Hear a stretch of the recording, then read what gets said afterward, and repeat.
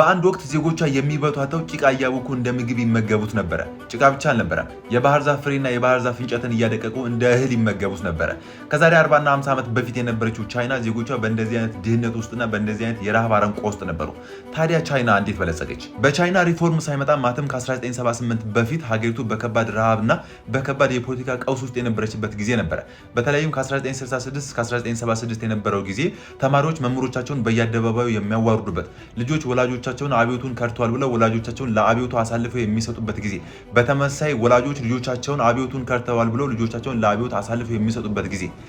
የአሁኑ የቻይናው ፕሬዚዳንት ሺ ጂንፒንግ የዚህ ገፈት ቀማሽ ነበሩ። በሀገሪቱ ያሉ ትምህርት ቤቶች ተዘግተው ምሁራን ወደ ገጠሪቱ ያለው የሀገሪቱ ክፍል ተልከው ፋንዲያ እንዲጠርጉ የተደረገበት ጊዜ፣ መጽሐፍ የሚቃጠሉበት፣ የሀገሪቱ ቅርሶች በየአደባባዩ የሚፈርሱበት ጊዜ ነበር ይሄ ጊዜ። ታዲያ በዚህ የቻይና የድህነት ወቅት ገንዘብ ስላላችሁ ብቻ እህል መግዛት ወይም ምግብ መመገብ አትችሉም። ከመንግስት የሚሰጣችሁን ኩፖን መቀበል አለባችሁ። በተለይም 1976 ቻይና ልትበታተነው ከምድረ ገጽ ልጠፋ ነው የተባለበት ወቅት ነበረ።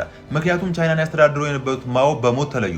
በዚህ ወቅት በሀገሪቱ በተከሰተ የመሬት መንቀጥቀጥ በመቶ ሺዎች የሚቆጠሩ ሰዎች በአንድ ጀንበር ህይወታቸው ተቀጠፈ። የቻይና ድራማዊ ለውጥ የጀመረው ከ1978 በኋላ ነው።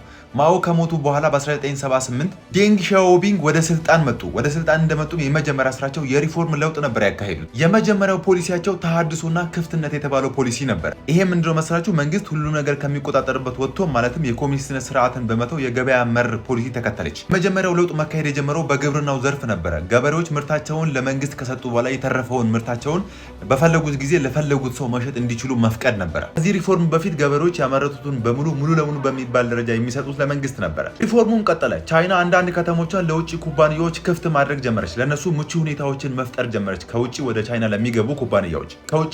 ለሚገቡ ኩባንያዎች ዝቅተኛ ታክስ፣ ለነሱ የሚመች ህግጋትን ጭምር አጽድቃላቸው ነበረ። ቻይና ያላትን ሰፊና ርካሽ የሆነውን የሰው ኃይል በመጠቀም ምርቶችን በስፋትና በቅናሽ ዋጋ ማምረትና ማቅረብ ጀመረች። በመንገዶች፣ በባቡሮች፣ በተለይም በከፍተኛ ፍጥነት ባቡሮች፣ በወደቦችና በኃይል አቅርቦቶች ላይ ከፍተኛ ኢንቨስትመንቶችን አደረገች። እና ሌላው የሚገርመው ነገር ደግሞ የ5 እና የ10 ዓመት የሚባል እቅድ የለም። የ20፣ የ30 እና የ40 ዓመት እቅድ በማዘጋጀት እቅዳቸውንም በቁርጠኝነት ይተገብሯቸዋል። በተለይም በ2001 የዓለም የንግድ ድርጅትን በመቀላቀሏ ምርቶቿን በዓለም ገበያ ላይ ያለምንም ገደብ እንድትሸጥ በር ከፈተላት። በቀጣይ የሲንጋፖር ይቀጥላል።